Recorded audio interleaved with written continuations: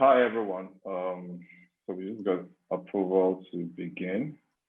So my name is Tunde Kara, and I'll be the host for this session as we discuss agriculture as a tool for a sustainable economy. Pleased to meet you guys. What I do, my day-to-day is I lead the team. I'm CEO for Vendies. Vendies is a marketplace that connects food businesses directly to supply from farms and manufacturers.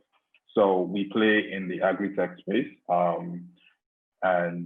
Yeah, we have a couple of businesses, about 100 plus on our platform on the business side. And on the supply side, we work with about 30 farms currently. We're a 9-month-old company, so we're growing that side of the business as fast as possible.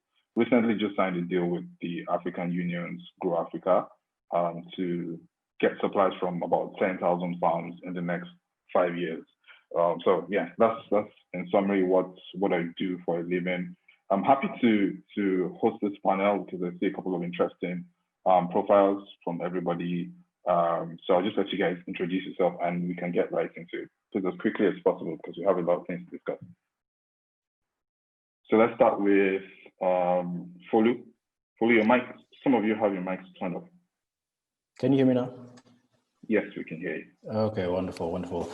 My name is Folu Okwande. I'm COO at Hello Tractor. Hello Tractor is also an agri-tech company. We are in the business of connecting tractor owners with farmers that are in need of tractor services. We started in Nigeria in 2015. And since then, we've moved, we now operate in 13 countries across across Africa and across Asia. Awesome, great. So Yewande, please. Good morning, everybody. My name is Yewande Kazim. I'm the CEO and founder of Wandiview Media. It's a marketing, communications, and PR agency focused on agriculture, African agriculture. We work with different clients based on what their target market is. We work in Nigeria, Ghana, Kenya, Uganda, and other African countries. Thank you. Awesome. Shola? Hi, everyone. My name is Shola Ali. Good to meet everyone and good to be on this panel. Chief Operating Officer for Farm Crowdy. Farm Crowdy is an agri-tech company. We started off as a crowdfunding platform, but then we've since pivoted, and today we're well into structured finance, aggregation, food, technology and data, insurance and marketing, but strictly looking at the agriculture space. And that's where today I had to do that additional thing because the majority of people still think of us as as a crowdfunding platform, but we've since pivoted and we have like a total startup focusing on crowdfunding today, and that company is called Crowdivest. Good to meet everyone, and I'm pleased to be on this panel.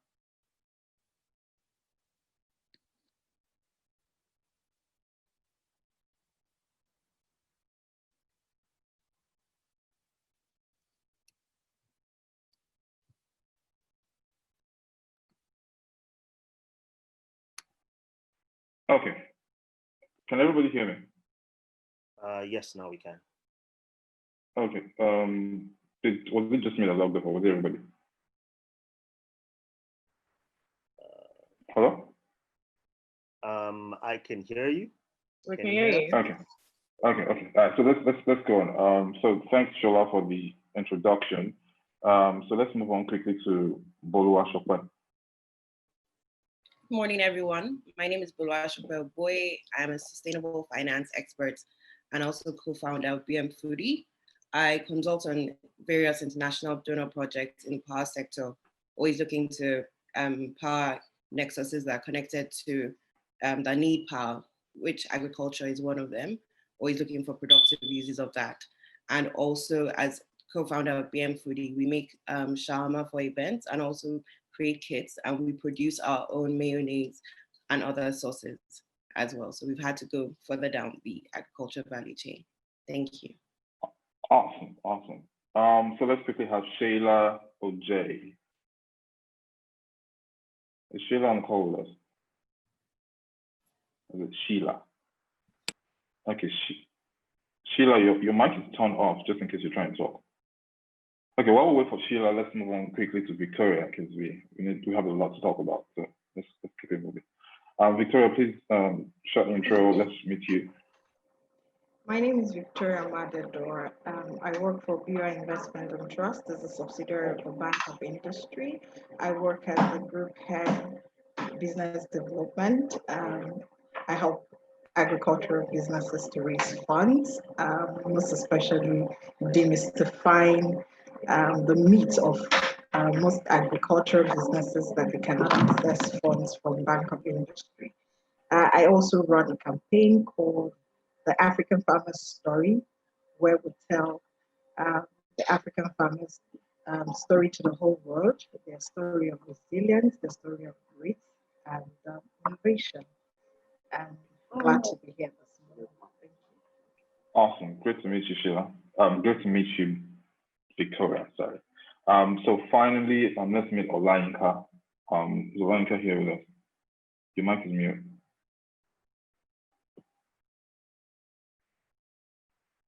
Olayinka, your mic is mute just in case you're trying to talk.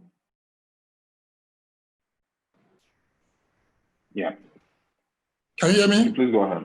Yes, we can hear you now. My name is Zinka Banera. I'm the CEO of Oja Nigeria and the founder of Binds Foundation. Oja Nigeria is an e-commerce platform for agricultural produce and other groceries. We are in Lagos and in Abuja. We started this as far back as 10 years ago to cater for the needs of majorly multinational companies. And at the advent of those multinational companies, the individuals now requesting for us to be having that same product to their doorsteps. That brought about Oja Nigeria. And we've created 7 hubs in Lagos State. And our value proposition is the quality, the quantity, and the turnaround time. And we have dispatch riders in all those 7 hubs in Lagos State. And why do you have this? It's also part of our foundation as a focus, which is food. We give food support to the widows. So for Oja Nigeria, we cater for both commercial and for the widows. So that's the reason why we have those 2 platforms to sell and also do our foundation. It's nice to be here to discuss on this platform. Thank you. Awesome, awesome. Yeah, I'm sure the audience is really excited to continue this conversation because obviously we have very serious stakeholders in the agri-tech industry here talking with us. So let's just quickly dive into this because, like I said, we have a lot of things to discuss. So yes, the thing everybody's talking about across all industries, the coronavirus. It's been with us for about almost a year now, and different sectors have been reeling from the effects. The agri sector has not been left out. So there's been forced lockdowns and all of that. How do you think this has affected, of course it has affected us negatively in some sort of way, but are we beginning to recover from it? What kind of effects did it have on us, and how do you think we can, or is there a sign of improvement already, and how can we get from here to where we were before in terms of development? I don't know who wants to take this first. First of all, how has this affected us, and where can we go from here? Can I shoot? This is Shola from please go. All right. I mean, it's been a pandemic, same effect across the world. We were not insulated from the challenges it came with, particularly thinking about our farmers. Some couldn't go to the farm to cultivate. Those within the rural areas who were able to even had to deal with a lot of post-harvest losses because now they were able to harvest in some cases, but the interstate lockdowns couldn't allow them move food freely across the borders. and it just became, a boomerang of issues, and so that affected income for majority of our farmers. But what it did for us, it also affected, our work pattern, because we had to work from home. Our job type requires us to be on the field. We had to develop, new communication patterns with our farmers. But thankfully, we've got, a farmers app and technical field specialist app that interacts just between our field specialists and our farmers, and that helped, within that business. I mean, that's the downside. The upside for us is we had always wanted to launch a food, like an e-commerce for food business, today known as Farm Crowdy Foods. We tried to work with Lagos State at the onset, but that didn't really go very well. And quickly, we jumped on it, and Farm Crowdy Food was birthed in the month of March when the lockdown started. And it's gotten, an amazing traction, over the time. It was delivering food to people in their homes typically, and rice, beans, yeah, the typical staples we would need. We're still working through the channels to see how we're getting this produce off, off of our farmers, and then getting it to people directly. Of course, we're registered as essential workers at that period and had the pass to move around. But no doubt, it affected income for our farmers, for us as a business. But the upside of it, like I said, we birthed a business within that period that is now, a standalone business, by itself, and that's going very well. That would be the experience in a nutshell, for us from Farm Crowdy. Thank you. Awesome. Any other contributions? Who has a similar experience or contrary opinion? Okay, I'll add to that. Okay. Go ahead, Yonde. Okay. So I've spoken to a lot of stakeholders based on the COVID-19 impact. So obviously, initially, farmers were unable to go back to work, and our supply chains were impacted. But now we are back to building resilience, and with the effects of the government saying farmers are essential workers, people were able to go back to farms. But we predict an impact in food consumption in the future because farmers were not able to go back to the farm initially. And that has obviously caused increase in price for food products. But I think one of the key things that the people that are really affected are the people that are in the processing sector, the people that had added value. They're still suffering because they don't have some kind of subsidy or support that is supporting them. So they've lost workers.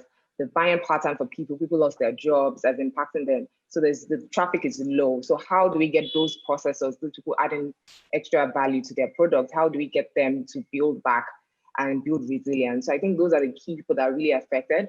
Farmers are able to go back to work. It's not limited anymore. But that's from what I can see when based on talking to stakeholders in the industry. Awesome. Yeah. Let's hear Folu's take on this. Well, I was just going to congratulate Shola as well. They say that some of the most innovative businesses are birthed in crisis. So congratulations on that. I think the challenges to food security have existed long before COVID. So I think what COVID did was exacerbated a lot of those challenges. But we've been thinking about and talking about and working through food security challenges for a long time, even before that. One of the impacts, in addition to what the others have mentioned, that I see is what we haven't experienced yet. So I think because of the issues with production that we've had and the movement of the movement restrictions, the labor restrictions in the industry that Hello Tractor is in, the mechanization industry. Yes, we have been able to have, or our partners have been able to have exemptions and travel, but a lot of the farmers have not been able to do as much work or cultivate as much land as they would have had.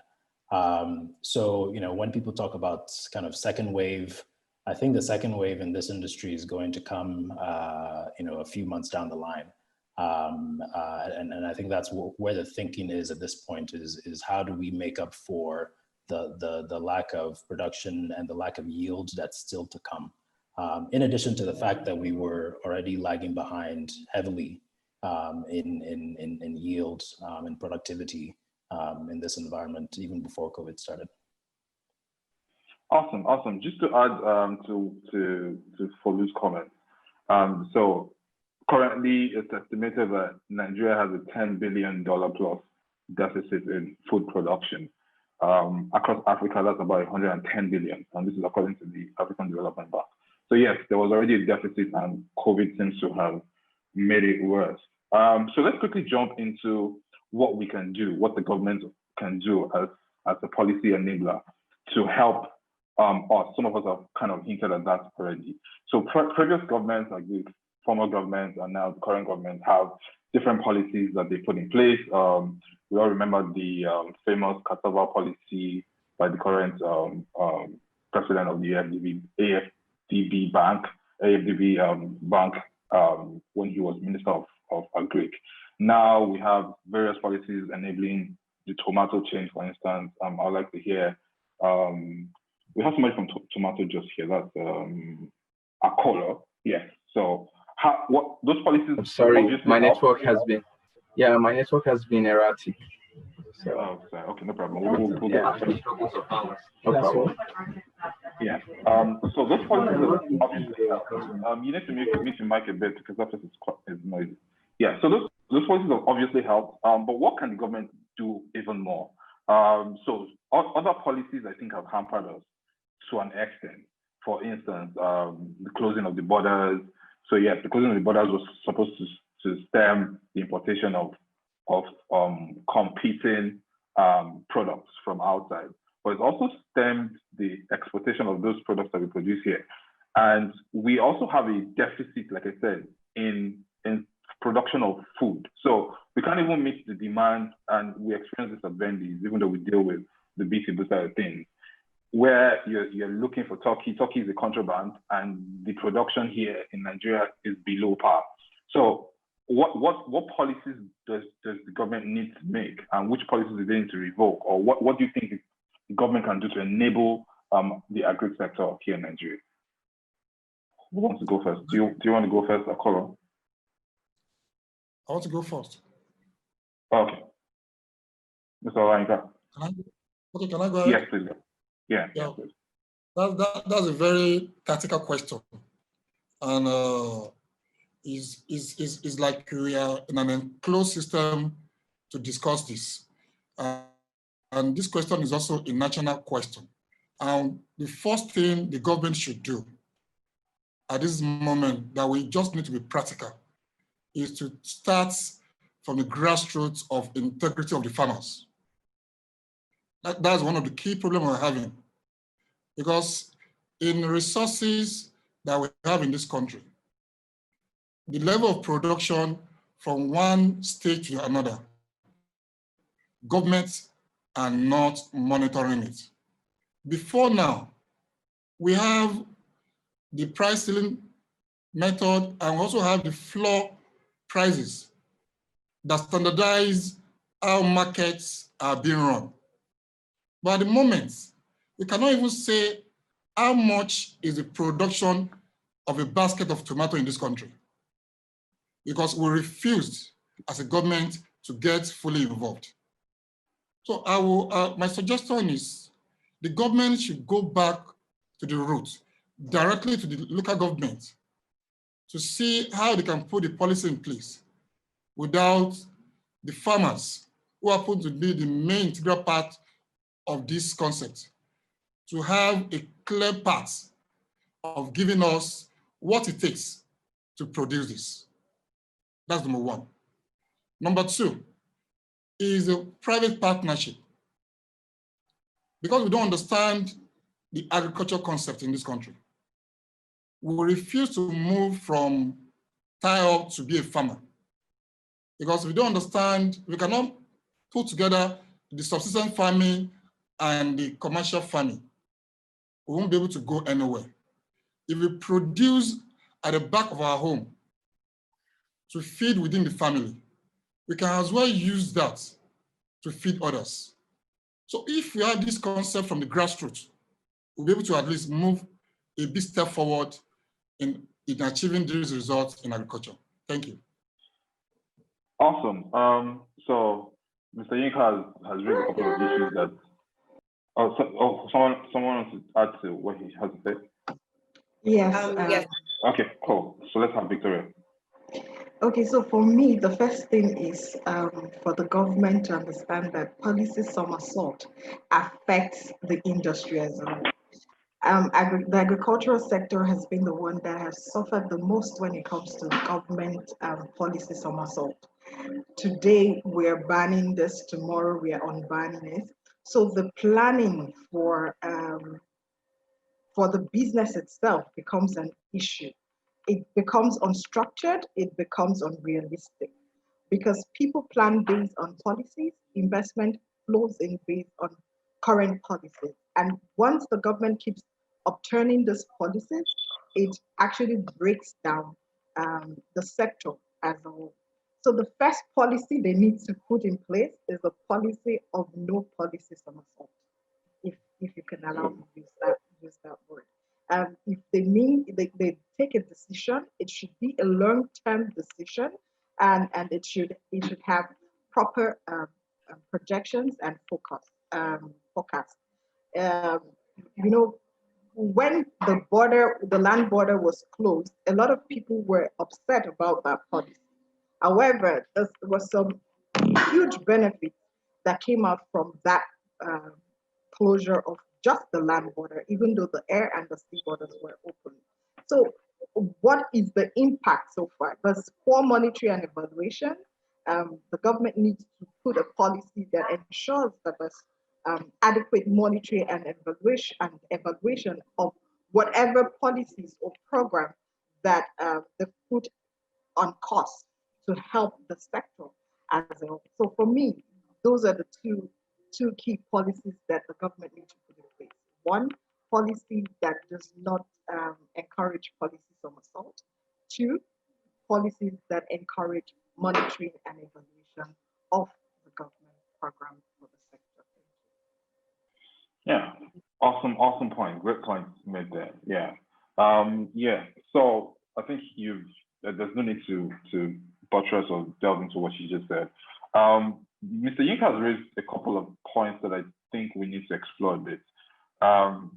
So I and a couple of my colleagues in agri-tech and some of the people who do like mainland offline farming and all of that, we have issues with our government's focus and then also developmental agencies' focus on smallholder farming.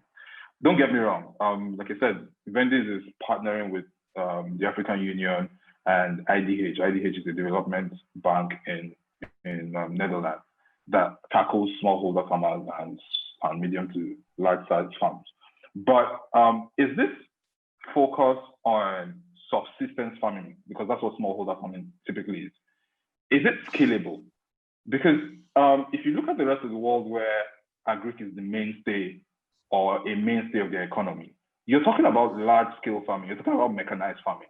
How do you aggregate smallholder farmers to the point where it begins to really make sense? Like, do we need a policy change to focus more on encouraging more mechanized farming instead of what I feel is lip service that a lot of people pay to smallholder farmers?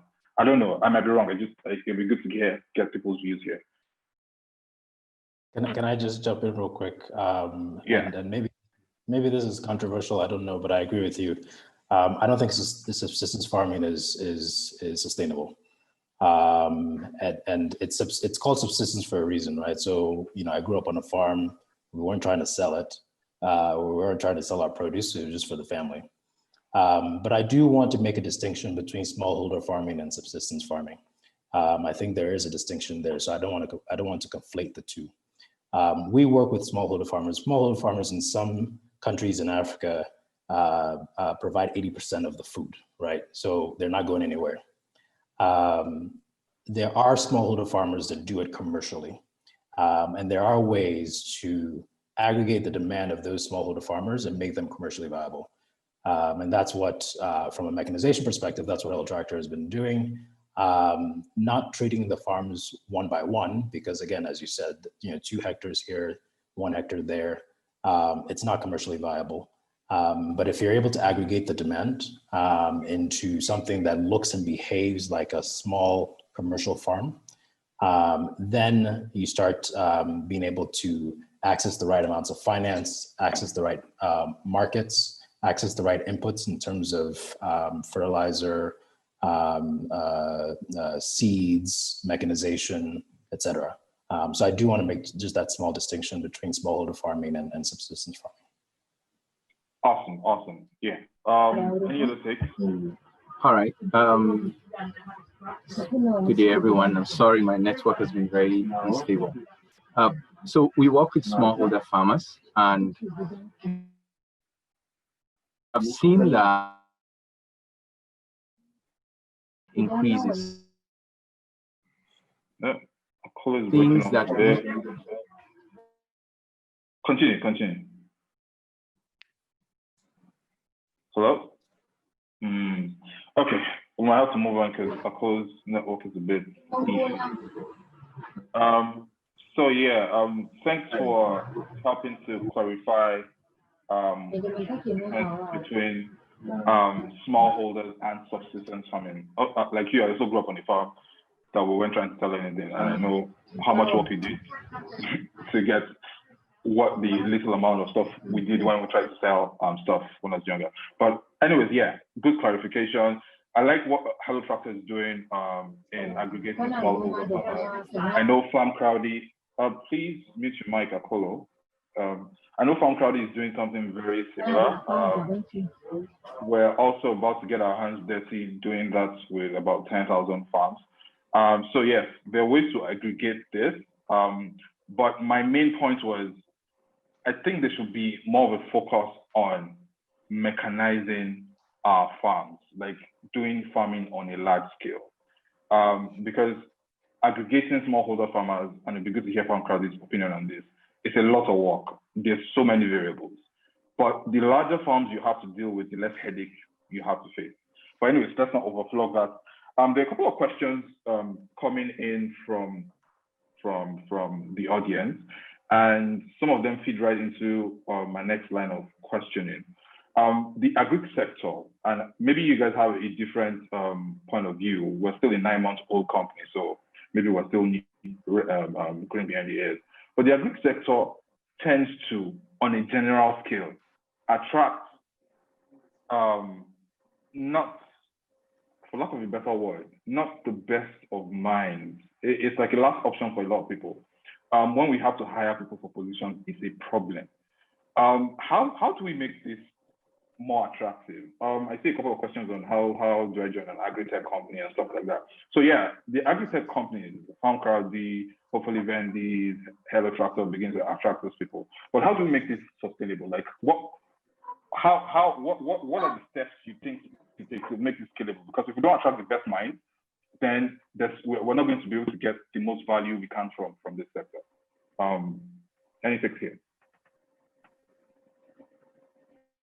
All right, if you don't mind, I'll go. This is Shola from Farm Crowdy. Awesome.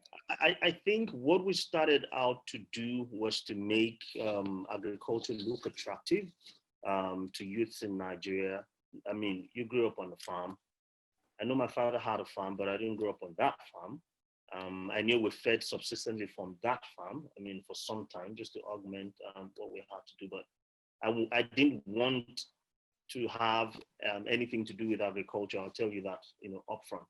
Even when I joined Farm Crowdy, my coming into Farm Crowdy was off a 5 years investment banking career into Farm Crowdy to come and prepare the business for regulation by the SEC. Now, agribusiness is the focus, not agriculture. And when you think agribusiness, you're going to see the several linkages that can pull great minds into. Now, I'm an ardent advocate for agriculture, not because I used to like agriculture, but because I needed to attract investment into agriculture.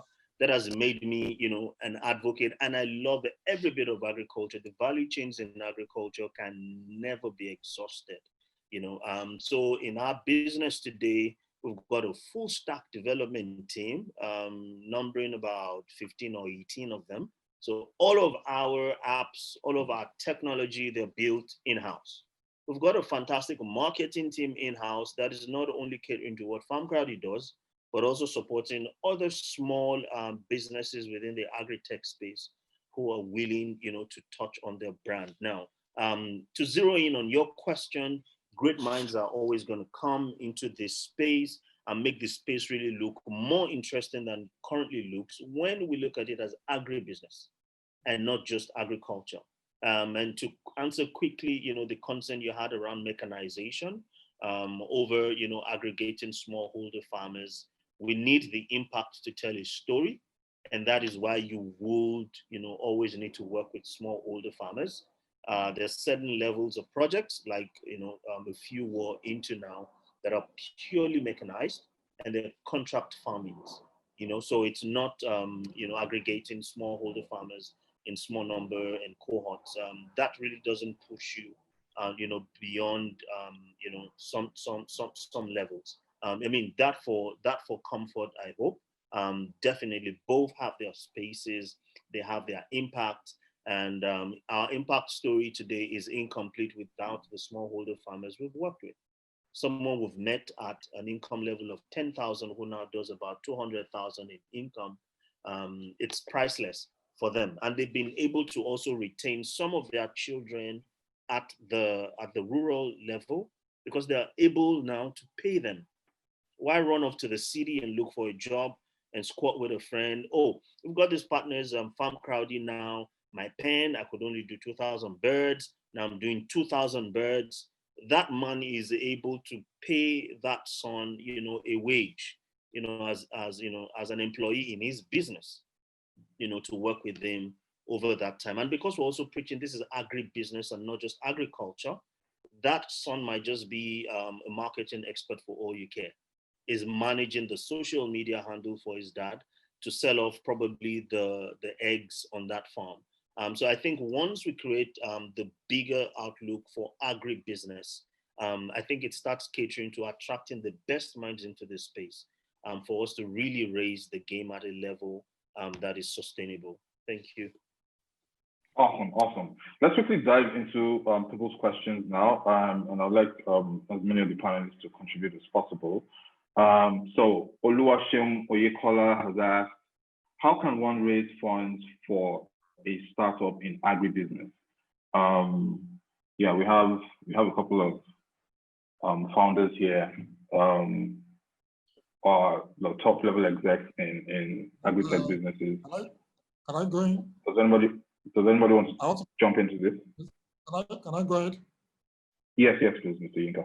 Yes, I don't know whether I can chip in some points on the last question. Oh, please, as quickly as possible. Okay, so just like one minute. Yeah. The sustainability has to be taken down to geographical location of this country. You agree with me today that we have up to like 90 million hectares in Nigeria, and we have about 80 million hectares that is affected positively in terms of climate. But we are only using less than 10% of those hectares of land in Nigeria. So for us to have a sustainable agriculture in Nigeria, let government give a free land for farmers to attract people. Look at Enugu State. You have to pay and go through series of tests and rigorous process because you can even acquire a simple plot of land. If we have this so much land to use for agriculture, so why don't you do it for free to attract people? That's number one. Number two, we have to divide the process of this sustainability into two. We have a class of 12 years old and above. They are not ready to do agriculture. And we have students below that age. We need to make agriculture science as a compulsory subject from our primary school. And at the primary school level, there should be allocated a plot of land for them to start practicing. Those are the 2 points I would say. But we have other things to say about that before we close for today, I'll still chip in some point on that. Now, to go back to your question, how do we raise funds for new, or let's say youth? Number one, starters. Let's understand the part of those starters. Are they really ready for the business? That's number one question. If the answer is yes, do you have passion for agric? If the answer is yes, the primary source of funding is to start from personal savings, friends, and family. That's number one. When you can use those personal savings and funding to start a little, then there's a lot we can do. We'll come over today, check it out, and see how we can support you, get funding for you, and we'll give you a space of time, maybe 3 months, to see what you can do, depending on what you want to plant, because of the variation in the season. So that's number one. Number two is now to attract all those medium, small loans from microfinance bank that we can use to support these starters. The bottom line is that, are they ready to do agriculture? Thank you. Awesome. Just to quickly, I think Bola wants to say something. Yeah, so I just wanted to buttress Olayinka's point, in the sense that for startups, yes, you're going to start from funders' equity, friends and family, a grant here and there if you're able to attract that. But the core thing with finance, even when you're a company that is a medium-sized company or you're in the business, you're in growth stage, is trust. Financing is always based on trust. As a startup, you don't have track record that you can actually achieve anything. You don't have any track record of your revenue. You don't have any track record of profits. You're really just starting. Yes, you may have a passion, but that doesn't always, I'm sure all of us can attest here, that passion doesn't always translate to success. So you need to, first of all, build up that track record. And at the same time, even though you're starting with founders' equity and you think, oh, I'm just doing my pilot phase, this is where it's crucial for you to start keeping your books.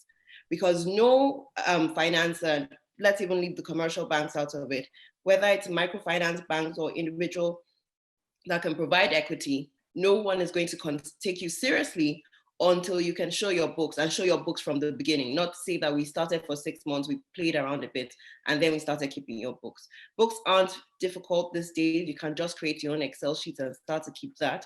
But if you have an idea and you want to go for it, start small and then grow from there. Awesome. To summarize, also from our own experience with Naman Whole Company, you have to show traction. You have to show, first of all, you have to show that your business. So just like Shola from Farm Crowd said, it's a business. So you need to show that, you need to show a line to profitability. A lot of things help. Like, what have you done before? So a lot of people who want to be founders and start startups do not even have the credibility to do so. So anybody can start a startup, but it's easier for a founder to get funds if he's shown some sort of track record. Maybe he worked somewhere before, he led a project before. Those kind of things help to build the trust that we just spoke about, Bola Shopper just spoke about. So yeah, you need to show that it's a business and you can generate funds. You need to show traction, and then you need to keep your books, like you said, from the early stages. Keep your books, show that monies are well spent, what you're allocating monies to, what's your growth rate, etc. But yeah, you can send any of the panelists private questions after this to follow up on how to go about this. That's from Oluwaseun. We have other questions. Another question from Israela Enyi. She asked, what are the digital opportunities in agriculture and agribusiness in Nigeria? I think we just talked about that. There's Farm Crowdy, you can hit them up, they're always hiring. There's Tribe Agric, there's vendors here, we're also hiring. So there are many opportunities for digital tech businesses here in Nigeria. So Eunice Robotunde asked another question. She says, I see a lot of crowdfunding and pool investments to help farmers. How can a farmer get access to such platforms? I'd like to direct this to Shola and anyone else who wants to take this. So you guys you crowdsource funds for farm. How does the farmer get into this? Tap from this opportunity. All right. So typically, CrowdInvest would have a list of requirements If you are operating as what we call a corporate farmer, meaning you're a farming organization, but if you're a smallholder farmer, you can't gain direct access to the crowdfunding platform. You would be required, to belong to a cooperative that we're willing to work with. The pre-qualifications for that typically is if we're going into let's say a maize project, for example, and we're working in Kaduna State, and we're aggregating, say, about 6,000 farmers. If you are in that catchment where that project is going down and belong to a cooperative, then you stand the opportunity. Mind you, the crowdfunding platform doesn't give monies to smallholder farmers. It only involves them in projects where they can farm, but that's because the produce from those farms are going into superior markets where they can get better returns rather than what they get from the subsistence farming that they might have been involved in. So there is no direct linkage between the smallholder farmer and CrowdInvest, our crowdfunding business. It has to be, if you're a farming organization, for example, you've got, a farming project to farm, and it's a big project, for example, you can, approach them. They would give you a list of requirements to be signed on. Once they look into the risk elements, they look into the profitability elements, and then, of course, your track record. Someone spoke about keeping books. You ought to have books. One of the things they will ask for is your books since you started. So however small it is, you will need something to show. And in the event that they are not able to advance financing to you directly because of your pedigree, but if there is substance to show you've got farmland and you've been working on that value chain for some time, you could be integrated into a larger project so that you could then work through that project and still, get decent returns. Because what we're focused on, as a business, really is outside being able to support smallholder farmers on access to finance. We've got strong linkages, for access to market. And so we could, offtake your produce at that level or get you plugged into, a major or a larger project where you could get better returns, for your effort. So that bit. Thank you. Awesome. We have two more questions, and I think we've answered them to an extent. What I'll suggest to some of the attendees is just hit up the panelists, including me, on Instagram, Twitter, LinkedIn, and we can answer some of these questions privately. So Ibrahim says, I have an idea to start an agricultural logistics and supply company. What advice can you give, and how can I access startup loan? I think we've touched on that a bit.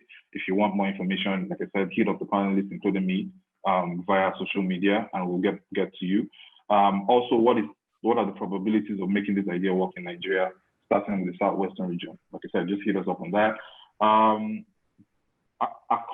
Given Akondu has asked, what other ways can one invest in agriculture, especially one who has little or no knowledge in that field? We already talked on that.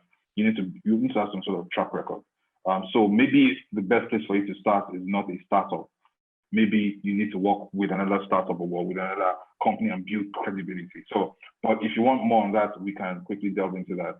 Because we're almost spent for time and we have a lot of panelists, it'd be good to have everyone's final take, your final contributions, final thoughts on our discussion, or if you want to just plug your businesses, it's fine.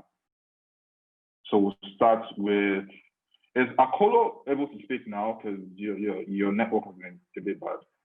Let me try.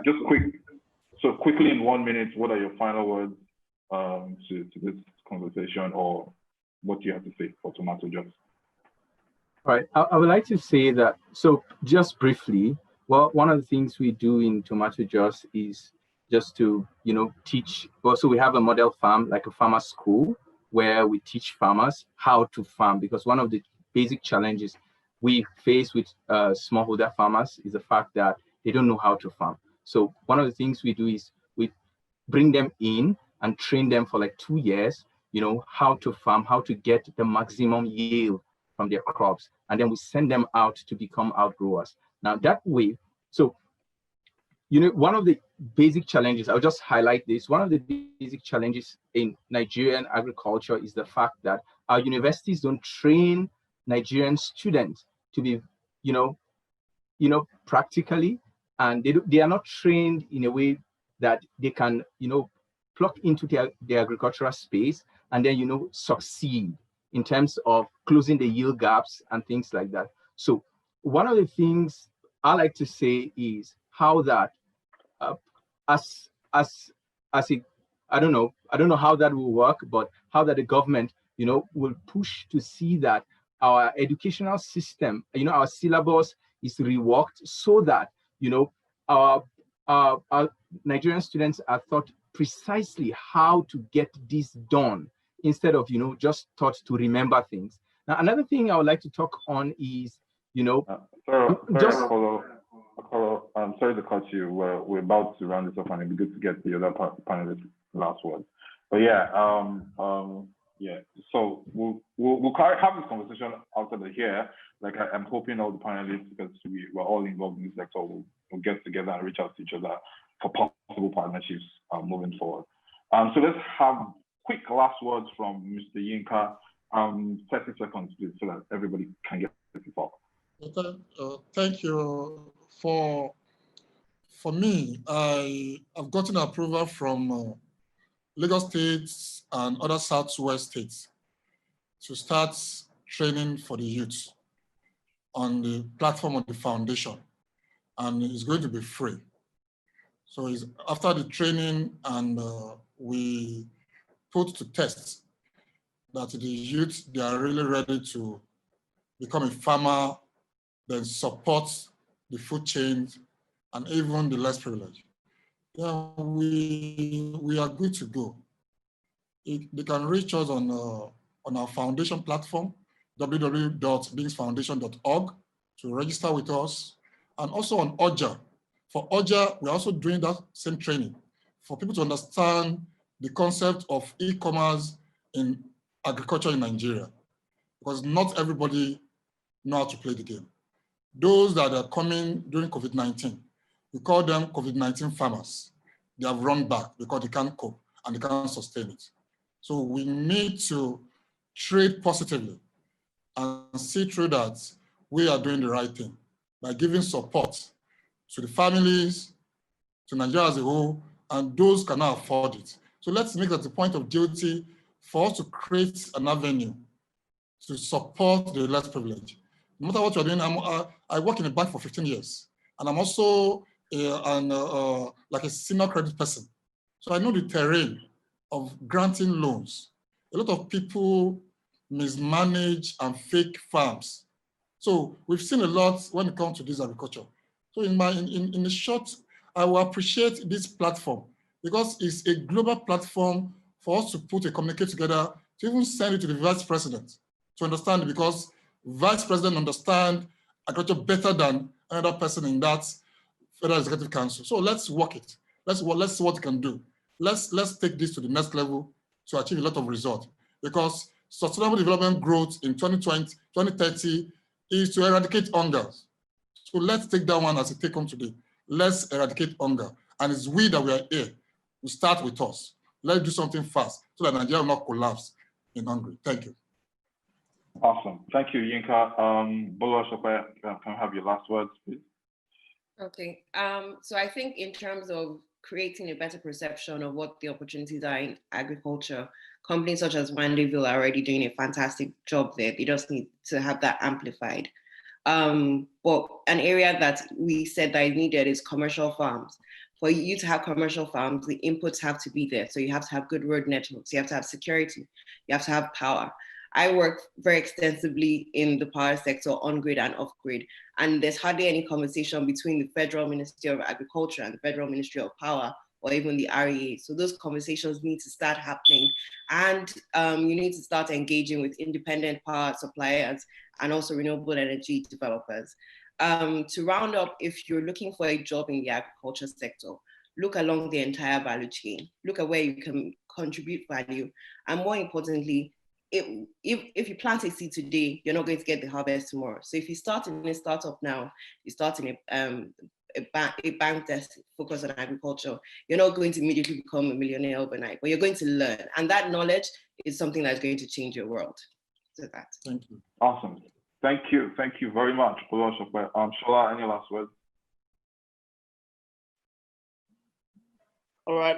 For me, it would be the fact that agriculture is not a culture, it's a business. And because it's a business, we must continue to foster collaborations. Bolu Ashokwe just spoke about Wendyville. Yewande is a great fan, of the team at Farm Crowdy as well. She's not farming, she's enabling our business in ways you can't even begin to imagine. So I'd say for anyone interested in coming into agriculture, I dare say whatever skill you have to is useful in agribusiness. You just have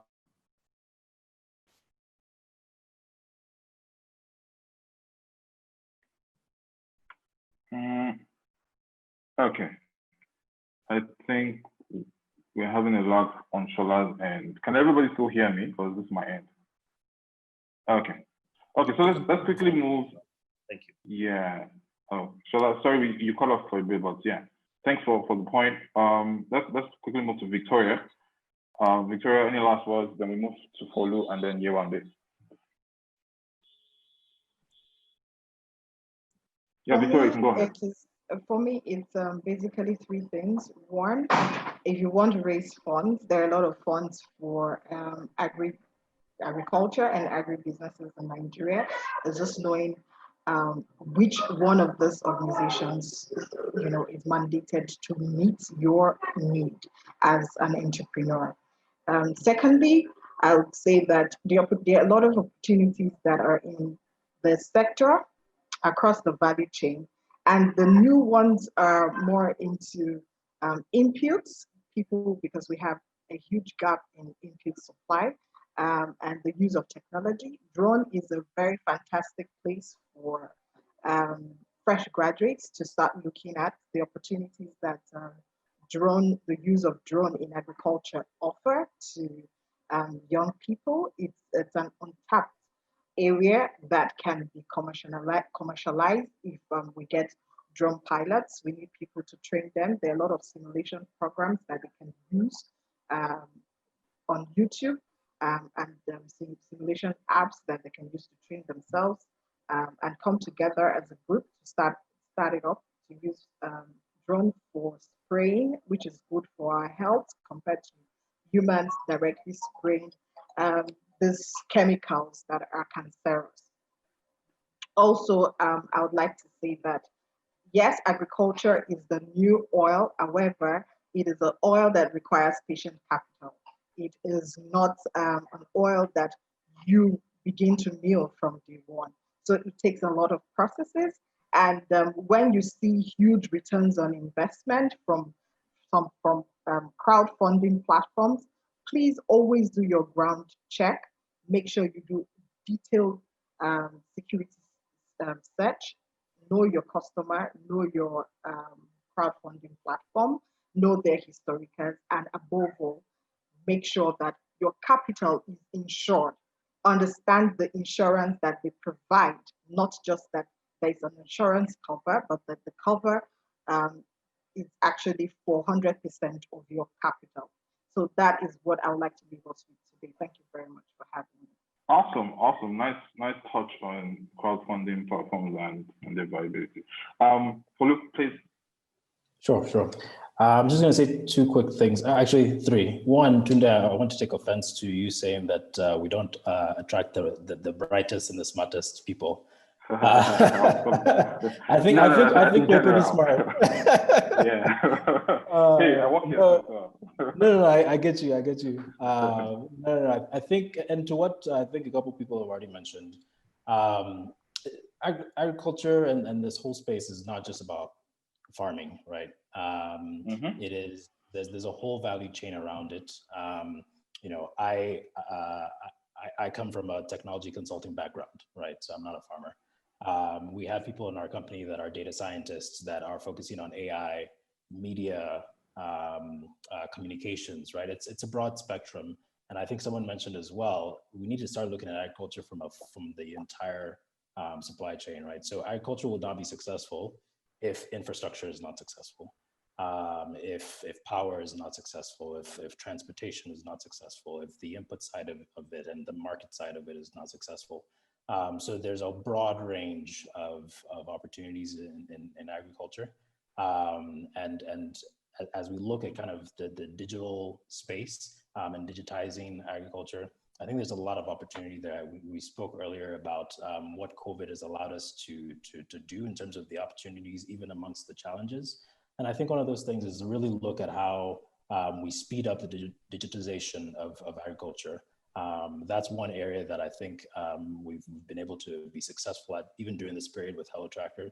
The other area, and I think this is just advice to everybody who's starting the business, is we've learned how to listen to our customers a lot more than we did before, in new ways, right? We can go to them, but we can call them, we can talk to them, we can release, beta versions, quick versions of things that we're working on, and they can give us immediate feedback.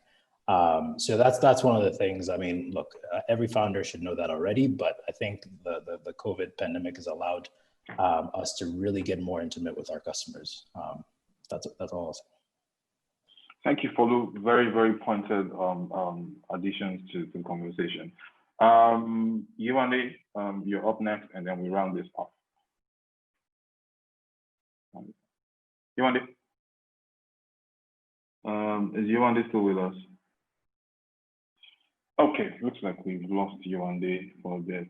So just to round up our conversation here. Oh, Yewande is back. Okay. Yewande, can you hear us? Hello? Yeah, sorry Yes, about we that. can My hear you. internet keeps going back and forth. I'm not sure if I missed this, but I also don't want to give people the idea that you have to study agriculture. Most of the people I talk to and most of the people doing amazing things in the sector actually didn't study agriculture. So let's not focus on that. We do attract one of the brightest. And just to add to that, okay. I speak to a lot of entrepreneurs, researchers. There are people doing amazing things in the sector. It's more than farming, it's agri-business. There's opportunities in the tech sector, logistics, cold chain. You'll be surprised the opportunities that are available. So I just don't want anybody out there to think, oh, I have to be on the farm, but how can you help solve these challenges that we have? So I think that's the big thing we should look at. What are the challenges? How can you help solve them? Even with data, we don't have data. That itself is something. So there are more opportunities. The agriculture sector is a profitable business. As Boluwasope said, it's not immediate. And even getting money for startups, I wanted to add to that. I wouldn't give money to anybody in the first year. And that's just me personally, because we've had businesses that over the years have just failed. So how can you be consistent and stay past that first year and be sure that's what you want to do and get your books together? One of the key things I always say is, how do you communicate your product? It's like winking to someone in the dark. I wouldn't know what you're doing. So talk about what you're doing and explore. But there are a lot of opportunities in the sector. So look into that. Thank you. Awesome. Just to quickly round up, great conversation we've had here. Unfortunately, it's just an hour long. We can continue our conversations with different panelists offline, and then the audience can also reach out to us privately on social media. I'm sure you guys should be able to view our social media from the Jobberman platform and reach out to us. Always, I'm sure everybody here is open to have conversations with you. On a last note, just like every person here has hinted, agriculture is a very, very big business. It has a whole lot of opportunities, and you can come at it from different angles. You don't have to be on the farm. Vendis is not on the farm, but we're doing a lot. The tech side of things, digitizing agriculture is also a huge opportunity, just like Folu has mentioned. And even in the midst of COVID, especially in times of pandemic like this, you can achieve serious scale in such a short time on the digital side of things. We've been growing about 78% month on month. Even in the midst of COVID, we started the business in a pandemic, and we've gotten funding in the pandemic. So, like they already said, if you need to raise funding, you need to show traction. A hack to getting early stage funding is, like I hinted already, a track record before. you don't have to start up your startup immediately. You can go and get experience elsewhere, or you can do other projects that are in the sector. And when you need to pitch your new business to investors, you can show them and say, you know what, this is what I've done before, and this is what I can do now based off of this research and based off of this evidence. So in a nutshell, it was a pleasure. Thanks, Jobberman, for the opportunity to host this panel. Thanks also to all the panelists for showing up. I'm sure we'll be reaching out to each other beyond this. And thanks to everybody who has joined us. Looking forward to having even more people get on the platform. You can hit me up, like I said, we're currently recruiting for a couple of positions, business development, etc. Hit me up personally. We'd like to talk, and I'm sure you can hit up the other panelists who might also be employed. All right, great to see you guys. Have a wonderful week ahead. Thank you. Thank you. Thank you. Thanks. Thank you. Everyone.